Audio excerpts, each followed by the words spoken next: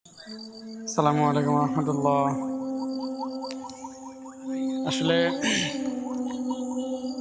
কি বলতাম, আফসোস লাগে একটা বিষয় নিয়ে কথা বলতে, যে আমি এখানে এখন বর্তমানে আছি কুমিল্লাতেই অবস্থিত, গোমতী নদীর পাশে টিক্কার চর। একটা রেস্টুরেন্ট আছে, পার্ক বলেও চলে। এটার নাম হচ্ছে গোমতী, কি যেন বাকিটা মনে নাই, যতটুকু মনে আছে এই যে। তো এইখানে এসে একটা বিষয় দেখে আমার খুব খারাপ লাগছে। তা হচ্ছে কিছুক্ষণ আগে কিন্তু মাগরিবের নামাজটা হয়ে গেছে। তো এখানে অনেক মানুষ আছে, হয়তো অন্ধকারের জন্য আপনারা দেখতে পাচ্ছেন না, বাট এখানে অনেক মানুষ আছে। তো এদের মধ্য থেকে পুরুষ নারী অনেকেই আছে। তো অনেকেই আছে যারা মাগরিবের নামাজটা আদায় করেছে, আবার অনেকেই করে নাই।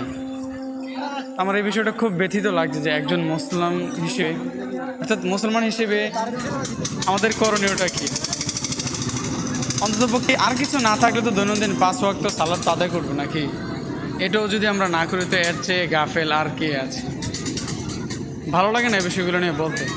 তারপরেও বললাম, খুব ভারাক্রান্ত কেন মানুষের এই অবস্থা।